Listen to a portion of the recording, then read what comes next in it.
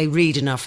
I think we are all of a certain age in this room, and to me, I'm sort of seeing possibly Goon-esque humour. Yeah. Was there any kind of genre of humour that drove you, do you think? I mean, we mentioned Roald Dahl earlier on. I'm sort of almost seeing like Goon show-like humour. Was there anything that you remember as a youngster that kind of might have inspired this? I grew up with the Goons, and I loved the Goons. And in fact, when I was about 10, the Telegoons was on the TV. Oh, yeah. I don't know whether you remember that, was the Goons doing the voices with puppets. Yep. Terrible puppets. They were really bad. And that inspired me to do a project for school. We all had to do a project in the top juniors.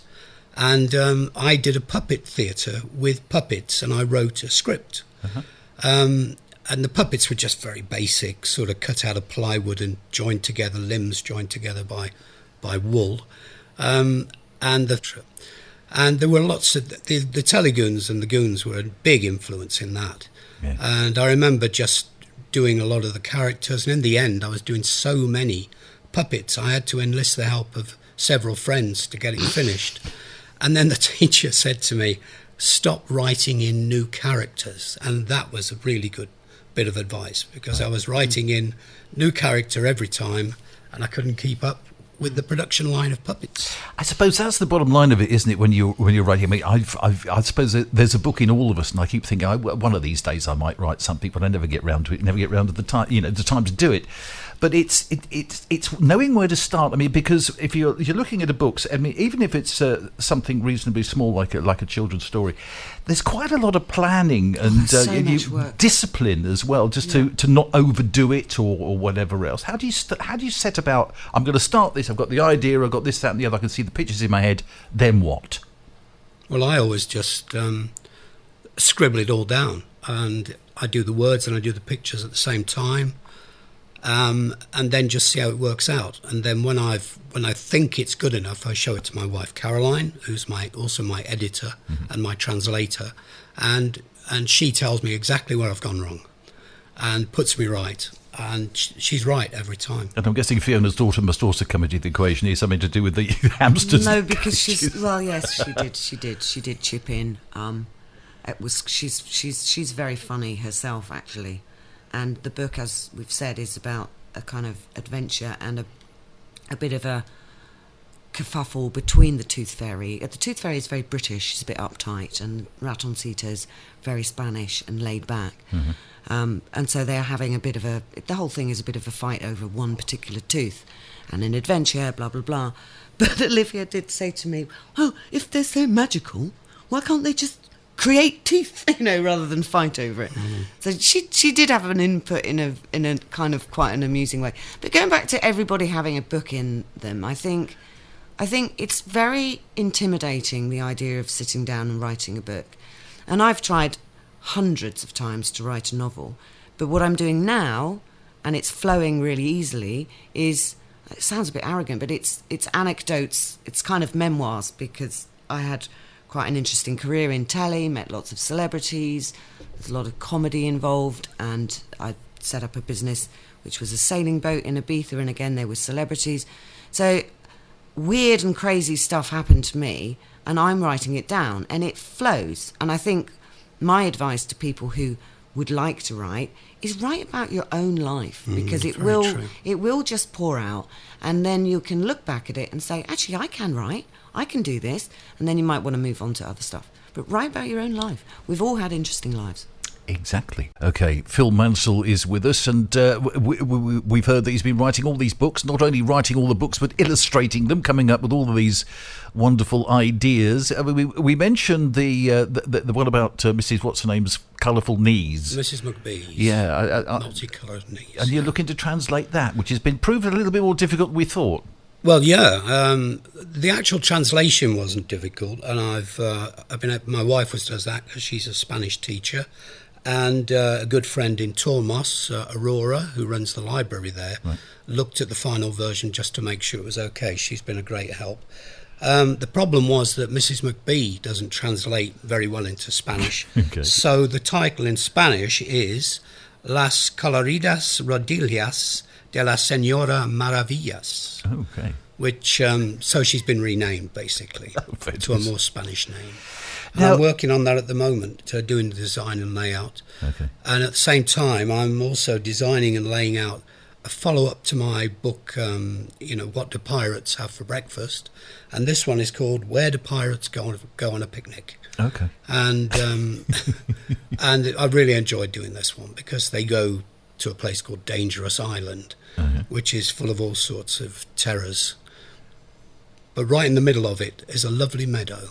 But to get there, you have to go through jungle, swamp, past the dinosaurs and the crocodiles and the monsters. Okay. So Fantastic. that's to come. Now, as if that wasn't enough, there is also a play I'm gathering in the offing. Is that Well, several plays actually. Right. I've had 12 plays published to date. And in fact, prior to lockdown, Christmas 2019, Javier Players put on one of my plays called Look Out, He's Got a Gun, which I directed, and that went down very, very well. But obviously in lockdown I was busy. I wrote a couple of plays. One of them is called Champagne for Shirley, which is about a woman's getting the MBE and a small celebration party. And I had a reading of that with some friends from the drama group a couple of weeks back, and incredibly useful because they just give you some very valuable feedback, and you learn about all sorts of things like where's this character disappeared to for 15 minutes and all things like that. So I'm hoping to put that on with Javier Players hopefully sometime next year. So slowing down is not an option from what I'm seeing. I can't do it. I was up at 3 o'clock this morning writing. Okay. If I can't sleep, I get up, make myself a cup of tea, and I scribble things down because it's all going around in my head. If I get it down on paper, I can relax and go to sleep. A little session with our guest, Phil Mansell, who writes and illustrates children's books and writes plays. And is there anything you don't do, Phil? Loads. I play guitar very badly. Oh, right. Okay. But there's loads of stuff I can't do. So any sort of, I mean, as I say, we'll come and talk about where people can get all the books and websites, various other bits and pieces. Is there another sort of unrelated thing in your head? One of these days I'm going to do that. I mean, there was this wonderful story, wasn't there, about this elderly lady who went up in space and stuff. I mean, there's all sorts of things you could do. Is there anything that's in there somewhere? You think, one of these days I'm going to do that. He's too addicted to writing and illustrating. No, I am. It is an addiction, actually. It's just like an addiction. I think what you talked about with the memoirs was interesting, and I've started to do that, mainly for my 2 grandchildren, because the world that I grew up in has gone, and they'll never know what it was like. It's nice. It's nice. Yeah. It's nice to think that what we're creating is giving to kids, and I hope I write more adult books, but it's been lovely to be inspired by kids, in particular Paula, Laia, Olivia, Noah, Danny and Mario. But we come from very different worlds, and it's nice that the kids might learn a little bit about our old worlds. Yeah, I mean, my old world has disappeared. I grew up in the back-to-back slums of Birmingham in the 1950s. We lived in a house that didn't have any hot water, didn't have a bathroom, didn't have a proper kitchen, just sort of pantry, and the loo was down the backyard.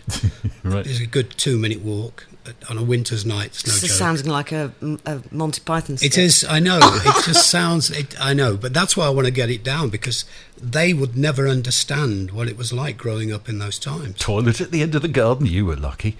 No, down exactly. down Wonderful the yard, sketch, yeah. yes. Yeah, Oh, incredible, yeah. Okay, so just remind us, we've got all these books are available. Where can we get the copies from, if you want a hard copy, if you like? Well, Fiona and I have books available in Polly's Bookshop in Javier and Moira. Javier, one that's in the port, is it not? That's right, yeah. Good old Sam there, he's always willing to put our books there. And my books are also available on Amazon. Okay.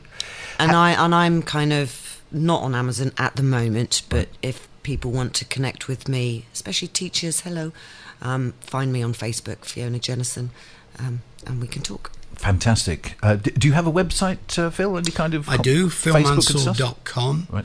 philmansell.com, which deals with, I try and put on stuff there that I've been doing, including my paintings and my artwork and just general gibberish, Fantastic.